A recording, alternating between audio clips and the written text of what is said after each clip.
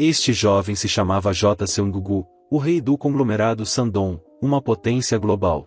Mas a vida não era um mar de rosas.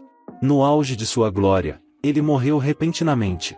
Felizmente, o destino lhe deu uma segunda chance e ele reencarnou como uma criança em uma família pobre. Determinado a mudar seu destino, ele usaria seus conhecimentos e habilidades do passado para ascender do fundo da sociedade, jurando reconstruir sua riqueza e sucesso. Sem mais delongas, a história começava. No ano de 202X, em Seul, em uma cobertura luxuosa, a TV transmitia um noticiário. Notícia de última hora. A reunião do Conselho de Administração para decidir o presidente do Grupo Shandong, um dos 3 maiores conglomerados da Coreia do Sul, acabou após 13 horas intensas de discussões. O repórter capturava imagens de um homem saindo da reunião. O próximo presidente da Shandong foi confirmado, o diretor J. Seonggu. Seonggu saiu correndo do banheiro, ainda molhado. O repórter continuava. Diferente dos herdeiros de terceira geração que perderam suas posições devido a escândalos ou má gestão, o diretor J. Seonggu. Ele sorriu ao ouvir os elogios, seu sorriso se transformando em uma gargalhada. Murmurou para si mesmo com arrogância que queria ser louvado. Afinal, ele era o rei da Shandong. Enquanto tomava um gole de vinho, recordou todo o seu árduo esforço para chegar até ali, os estudos exaustivos, o treinamento físico rigoroso, os anos no exterior, a manipulação cuidadosa de seus irmãos incompetentes, a resolução de crises causadas pelo seu tio, o casamento arranjado e a construção meticulosa de sua imagem pública. Convicto de sua posição, ergueu sua taça e passou a mão pelos cabelos, afirmando para si que seu destino como líder da Shandong era inevitável. Pegou o telefone, cheio de empolgação, e declarou que esse era um novo começo. Agora que havia um novo chefe, toda a escória antiga precisava ser eliminada. Mas de repente, sua expressão mudou. Suas mãos começaram a tremer. A taça e o celular caíram no chão. Seu rosto empalideceu, sua respiração ficou ofegante. Ele caiu de joelhos, sem acreditar no que estava acontecendo. O coração parecia falhar. Não podia ser o fim. Ele era o próximo líder. Ele não podia morrer assim. Antes que pudesse terminar seu pensamento, tudo escureceu. O silêncio foi substituído pelo choro de um bebê. Uma mão suave tocava sua bochecha, e uma voz feminina cheia de ternura chamava-o de seu tesouro precioso. Quando abriu os olhos, percebeu a realidade, ele havia reencarnado como um recém-nascido. Nos braços de uma mulher que o abraçava com carinho, a mãe olhava para ele com amor. Com alegria, ela perguntava quem era o bebê mais lindo da mamãe.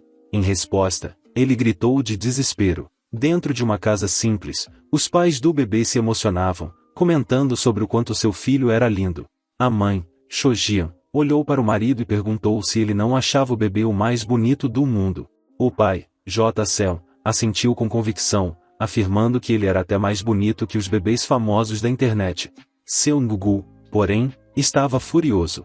Questionava-se sobre o que estava acontecendo. Cuspiu a chupeta, e os pais, preocupados, perguntaram se ele estava se sentindo mal internamente. Ele desesperava-se ao perceber que seu corpo forte de 1,83 metros havia desaparecido. Onde estavam seus músculos? Seu físico perfeito? Como ele havia se tornado um bebê minúsculo? Olhou ao redor, sentindo ainda mais revolta. Antes, ele bebia vinhos milionários, e agora lhe ofereciam leite em pó barato. Mas, contra sua vontade, seu corpo de bebê aceitou o leite sem resistência, e sua mãe sorriu, afirmando que ele era um bebê muito bonzinho.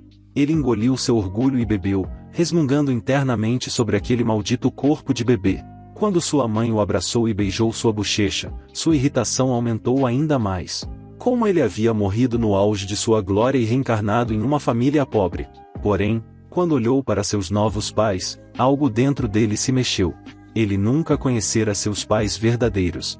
A única memória que tinha era de sua mãe lhe dizendo para cuidar dos irmãos e de seu pai, que apenas lhe dava ordem sem carinho algum.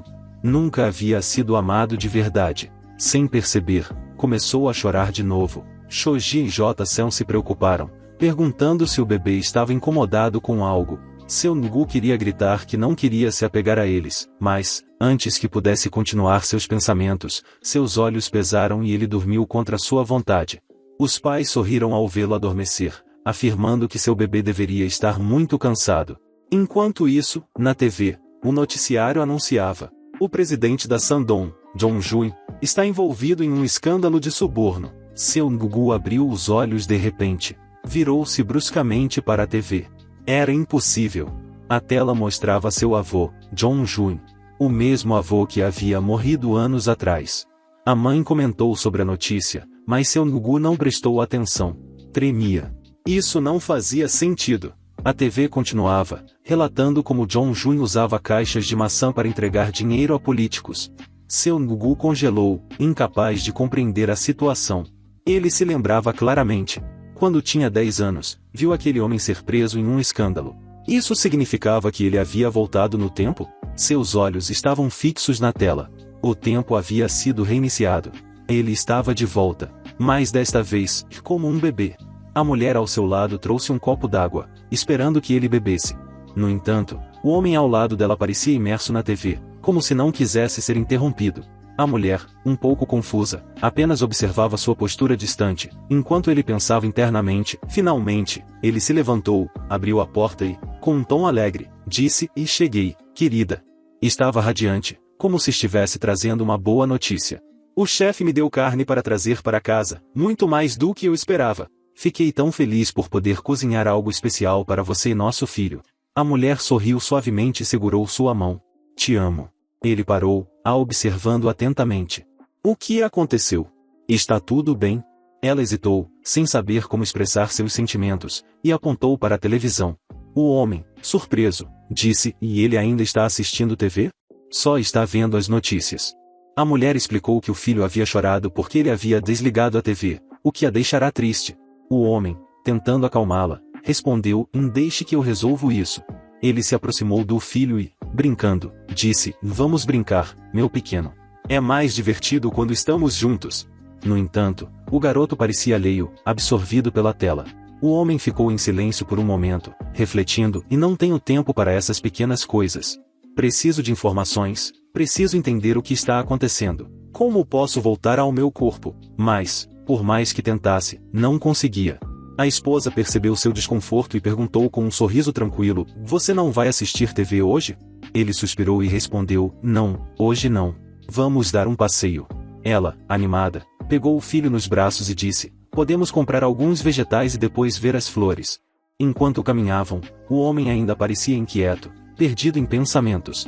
De repente, um som metálico cortou o ar, uma barra de ferro caiu do nada, atingindo a mulher. Ele correu para protegê-la, mas não foi rápido o suficiente. "Não! Por favor, não!" gritou, desesperado. Ela foi levada ao hospital, e o médico explicou que precisaria de uma cirurgia, mas que o ferimento não era tão grave quanto parecia. Ao acordar, viu o marido ao seu lado, segurando sua mão com força. "Eu não posso perder você, nem nosso filho." O médico recomendou o repouso absoluto, e o homem, determinado, prometeu: "Eu não vou deixar você sozinha. Vamos superar isso juntos." Enquanto sua mãe se recuperava no hospital, ele refletia sobre a vida. Antes, pensava que cada centavo valia mais do que qualquer outra coisa. Nunca se importou com festas ou aniversários. Mas agora, observando seus pais sorrindo e dizendo que ele era o melhor, algo dentro dele mudou. Ele compreendia, pela primeira vez, que algumas coisas não podem ser compradas. O afeto e o carinho valiam mais do que qualquer fortuna. Ao longo da semana, percebeu que sua família estava presa em dificuldades financeiras, sem saber como administrar dinheiro. A crise econômica estava se aproximando, e ele sabia que precisava fazer algo. Foi então que, no meio de seus pensamentos, ouviram uma batida na porta. Cho Jian foi atender. "É Mian, de Kim Mian", disse uma voz do outro lado. Mian entrou com um sorriso e apresentou uma audição para um comercial de creme dental, oferecendo uma chance para o filho deles participar. Cho Jian hesitou, mas Chong-guk viu ali uma oportunidade de ouro. Ao chegarem ao estúdio, Cho Jian ficou impressionada com o luxo do local, mas Chong-guk não parecia se importar. "E se não der certo?", murmurou Cho Jian. Mas Chong-guk, determinado, insistiu: "Não podemos perder essa chance." O diretor observava atentamente cada criança. Quando chegou a vez de Dui-hai, a pressão sobre sua mãe ficou evidente. Ele chorava, e ela, irritada, exigia que se acalmasse. Enquanto isso, Chong-guk esperava sua vez, confiante. Quando chamado, brilhou na performance, impressionando o diretor e todos ao redor. A mãe de Dui-hai não aceitou bem a situação. Furiosa, acusou o processo de ser manipulado. Eu paguei para que meu filho fosse o vencedor, exclamou. O assistente do diretor tentou acalmá-la, mas ela continuava sua fúria, exigindo explicações. Enquanto isso, Shoji e Songoku observavam, sabendo que aquele momento poderia mudar suas vidas para sempre. À medida que a tensão diminuía, o assistente sugeriu que Shoji e sua mãe seguissem para um novo projeto de publicidade, afirmando que seriam perfeitos para isso, tentando tirar proveito da situação. Shoji, embora frustrado com o que havia acontecido, soube aproveitar a oportunidade e refletiu sobre como aquilo era o que realmente importava, imaginando os benefícios financeiros a longo prazo, os contratos futuros e a possibilidade de construir sua carreira. Sua mãe, ainda irritada, olhou para ele com uma expressão de desdém e advertiu que ele havia conseguido o que queria, mas não deveria se esquecer do real objetivo deles ali, pois não queriam ficar para trás. Assim, Shoji se preparava para os desafios à frente, com um olhar de determinação no rosto. Durante a celebração, a alegria era visível. A mãe estava feliz e, embora percebesse que o trabalho de todos estava mais leve, também notava que o garoto parecia entender muito mais do que se poderia imaginar. Se todos os atores mirins fossem como Seongoku, pensava Junya, o trabalho seria bem mais fácil. Ele entregou um cartão de visitas e solicitou as informações de contato da mãe de Seongoku, sugerindo que poderiam manter contato para futuros projetos. Enquanto isso, em uma área próxima ao set de filmagem, o diretor assistente acenava e conversava com a mãe de Seongoku. Shoji olhava, surpreso, para o ambiente verdejante ao redor, sem saber que existia um lugar como aquele ali. A assistente do diretor, percebendo a curiosidade de Shoji, tentou acalmar a situação, mencionando que os meninos fariam parte do anúncio e que tudo estava sob controle. Apesar do sorriso, sua expressão revelava certo desconforto. No entanto, a tranquilidade foi interrompida quando a mãe de Jihai se aproximou, com a irritação evidente na voz, e questionou a presença daquelas pessoas, exigindo saber o que estavam fazendo ali. Ela então voltou-se para a assistente do diretor, acusando-a de convidar fracassados para o projeto e dispor detalhes na frente de seu filho. A assistente tentou amenizar a situação, explicando que as crianças eram modelos de reserva caso algo acontecesse com Jihai durante as filmagens. A mãe de Jihai, porém, retrucou com arrogância, garantindo que sua filha estava em sua melhor forma e que não precisavam de substitutos. O ambiente ficou ainda mais tenso com a chegada de um homem imponente, de óculos escuros. A mãe de Jihai, visivelmente irritada, quis saber quem era ele e o que fazia ali. A assistente do diretor tentou se desculpar, mas o homem, sorrindo enigmaticamente, se apresentou como John Do-ung, vice-presidente da Sandong, e anunciou que estava ali para supervisionar a filmagem de um novo produto. Sua presença aumentou a tensão no ar. Seongoku, observando tudo de longe, não pôde evitar relembrar seu passado. Ele se lembrava de como John Do-ung sempre teve muitas amantes e de quando, aos 10 anos, foi apresentado a uma delas. Seus pensamentos foram interrompidos pelo som da conversa. O diretor assistente interveio rapidamente, chamando todos para se prepararem para as filmagens. A mãe de Jihai, ainda irritada, questionou se aquilo realmente continuaria, mas a assistente assegurou que tudo estava sob controle. As filmagens finalmente começaram, e Seongoku assistia a cena com um sorriso malicioso, satisfeito ao perceber que tudo corria conforme o planejado. O comercial mostraria uma mãe lavando roupas com uma máquina moderna da Sandong, e Seongoku tinha certeza de que o anúncio faria sucesso. A tensão aumentou quando Jihai, desconfortável, começou a chorar. Seongoku, satisfeito, observava a situação, convencido de que sua estratégia estava funcionando. Enquanto sua mãe tentava acalmar a criança, Seongoku refletia que, se Jihai continuasse a resistir, poderia ser retirado da filmagem mais cedo. Junya, impaciente, decidiu usar o modelo de reserva. A mãe de Jihai, furiosa, lembrou que aquele era o último dia de gravação e exclamou que o avô do menino era o presidente da empresa e o adorava. Prestes a pegar o telefone para fazer uma ameaça, foi interrompida de forma inesperada quando Son lhe desferiu uma bofetada. O som do impacto ecoou pelo ambiente, deixando todos em choque. A mãe de Jihai tocou o rosto inchado, incrédula, e parecia prestes a explodir de raiva. Son, no entanto, declarou firmemente que não suportava pessoas que não eram atrizes e ainda causavam confusão no set. Ela afirmou que a mulher vivia da fama de ser esposa do presidente, mas deveria pegar seu filho e sair imediatamente. A assistente do diretor olhou para Junya, esperando uma intervenção, mas foi Son quem ordenou que reiniciassem a filmagem com outra criança. Junya, surpreso, apenas confirmou a decisão. O ambiente pesou, e todos esperavam a reação da mãe de Jihai, que não conseguia acreditar no que acontecia.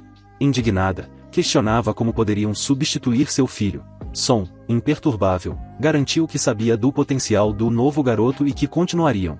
Com o set de filmagem retomando seu ritmo, o menino escolhido demonstrava uma capacidade impressionante de atuar naturalmente.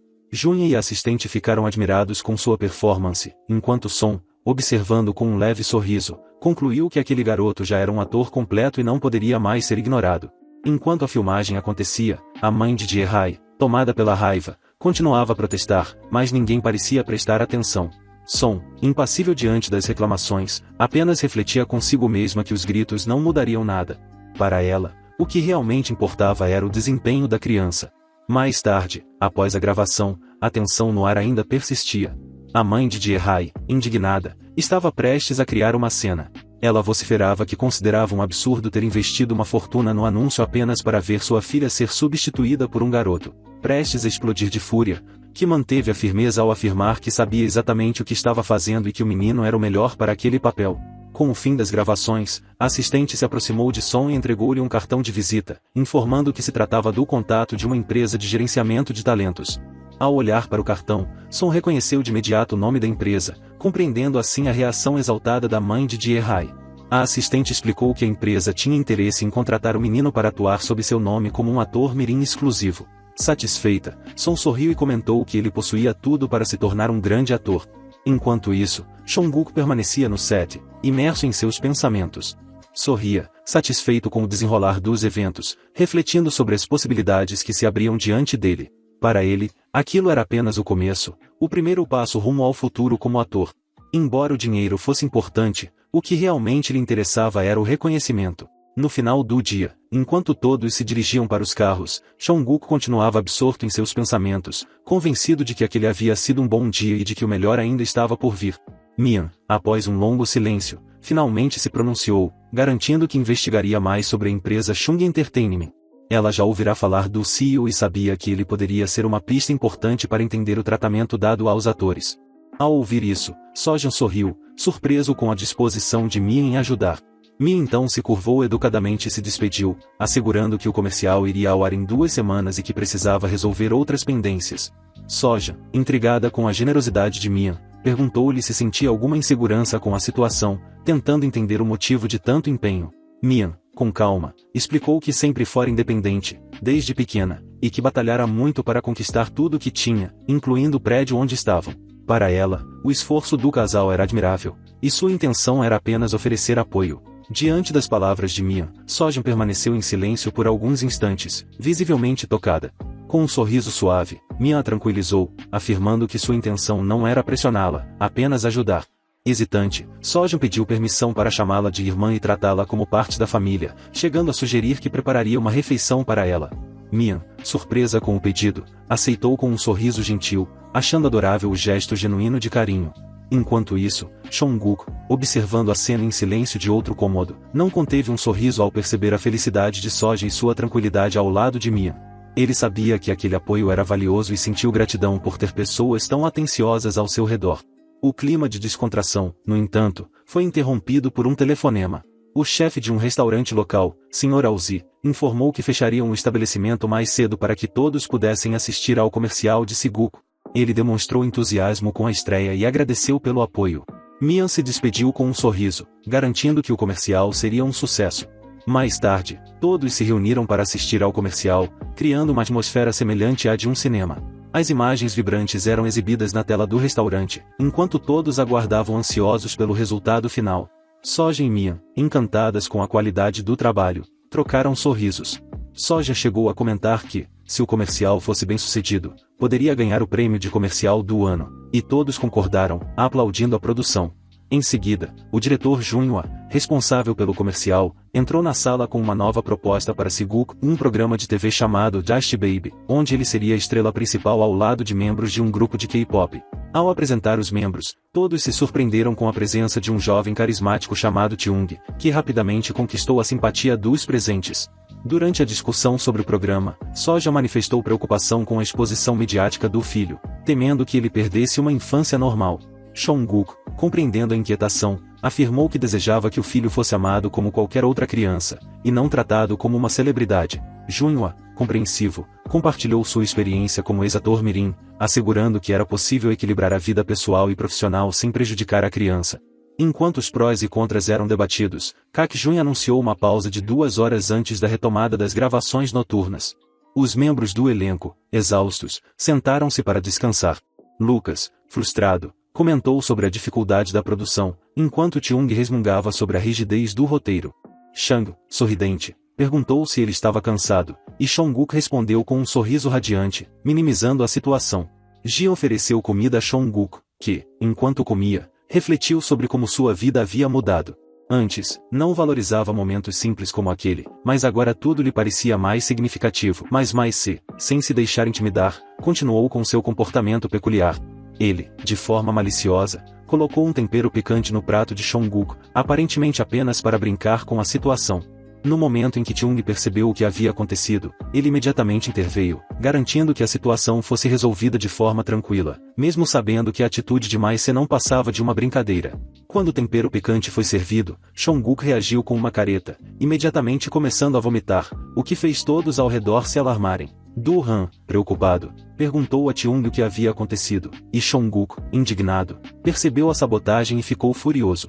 Mai-se, sem remorso, admitiu que havia colocado o tempero picante de propósito, alegando que tudo não passava de uma brincadeira. Chung, sem paciência para o comportamento de Mai-se, repreendeu-o severamente, insistindo que, embora o entretenimento fosse importante, havia limites para tudo.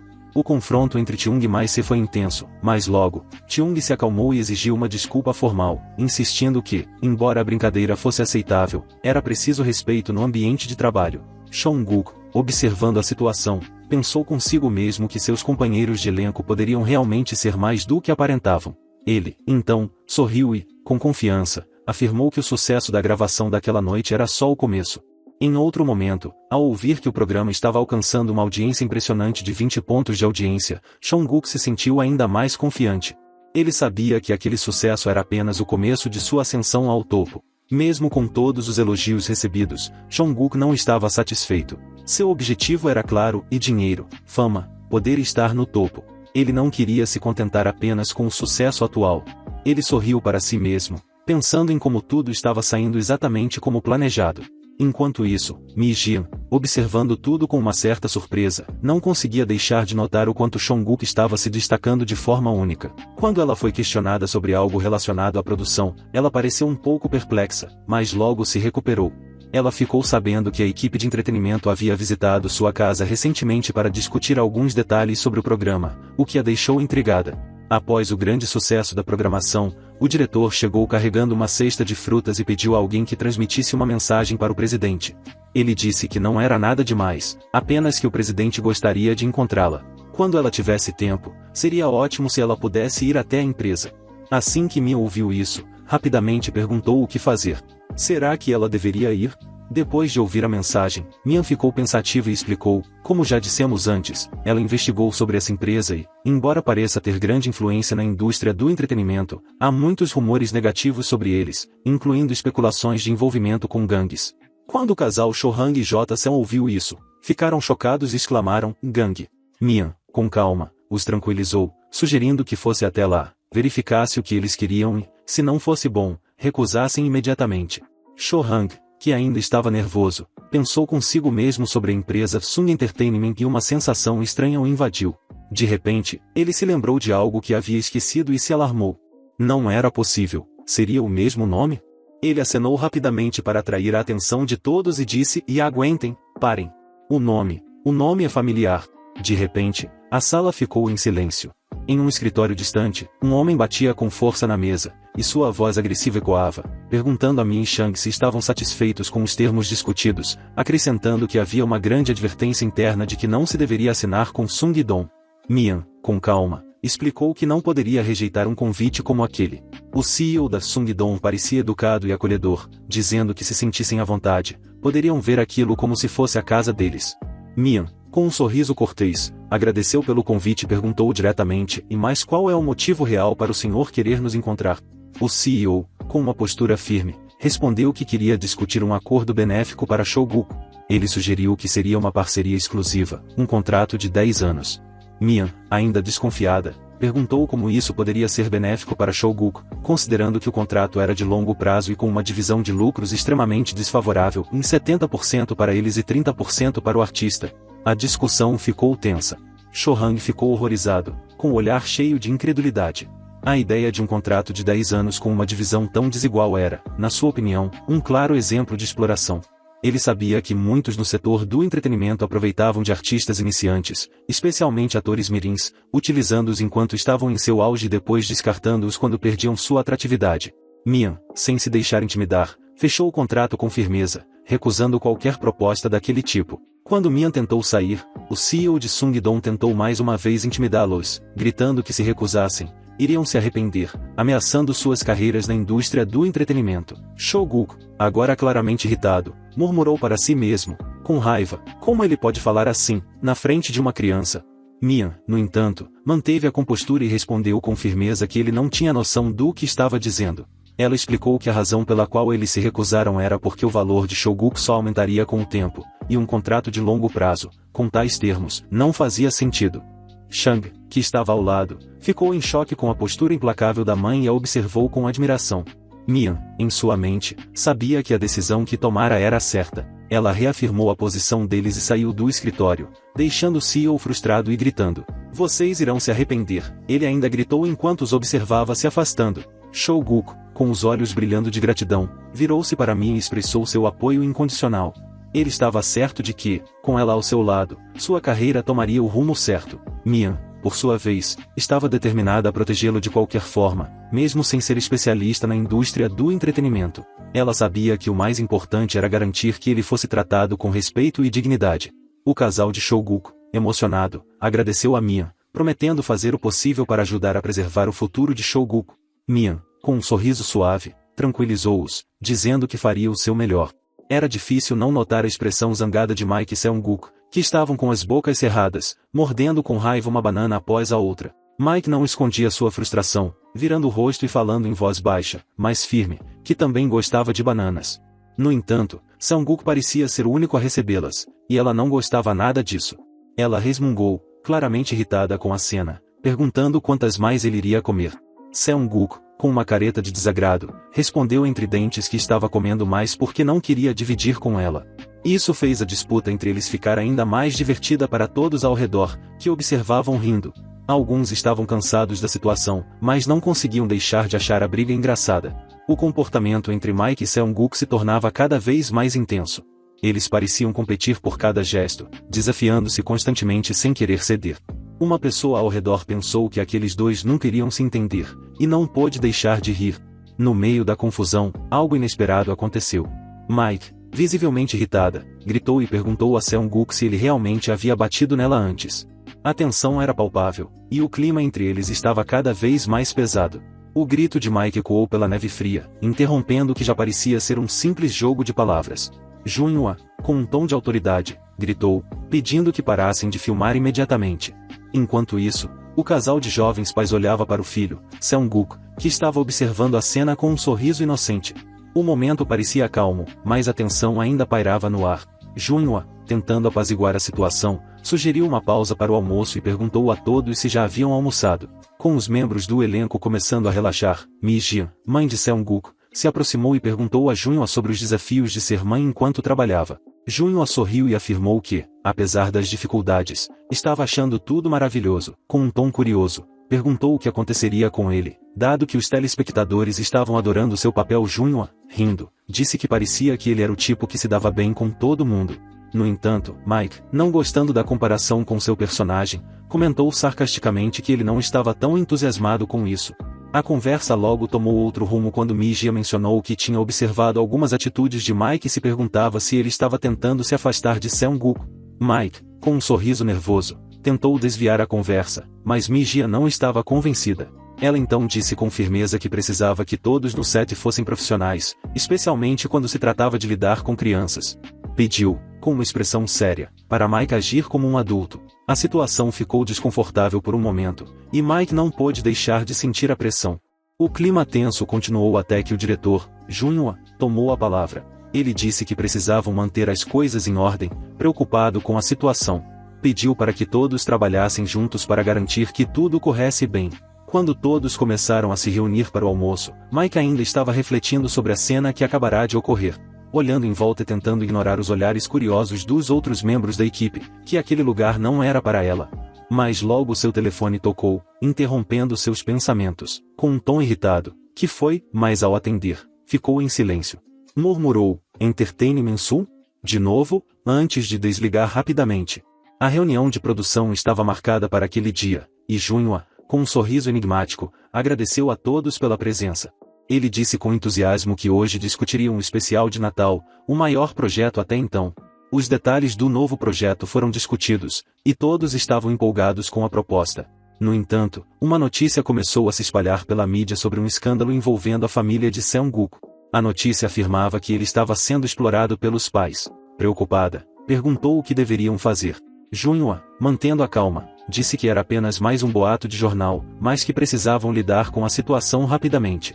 Enquanto o estresse aumentava no set, ela pensava com raiva que não havia ido para a Coreia para ser babá, mas sabia que teria que lidar com o que estava acontecendo. A tensão no local só aumentava, e todos estavam cientes de que, antes que a situação se resolvesse, precisariam trabalhar em equipe. No final do dia, a luz das estrelas no céu parecia refletir o estado de espírito de todos os envolvidos. O futuro do projeto e das relações entre os membros da equipe ainda estava em jogo. Junhua, com seu semblante pensativo, sussurrou suavemente sobre a matéria que havia lido. Ele mencionou que, segundo uma fonte confiável, os pais de Cheong e GC estavam presentes todos os dias no local de gravação, constantemente interferindo nas decisões. A situação parecia mais complexa do que ele imaginava. Junhua então questionou em tom de dúvida se seria realmente ela, pois, durante a audição, a assistente havia se esforçado para bajular os superiores. A assistente, apavorada, balançou a cabeça, negando as acusações. Ela rapidamente explicou que, naquela ocasião, quase foi demitida por conta disso e, desde então, havia abandonado qualquer comportamento desse tipo. Junhua, ouvindo sua explicação, refletiu por um momento e pensou, então quem mais poderia ser? Com a chegada do Natal, as pessoas começavam a se preparar para as celebrações.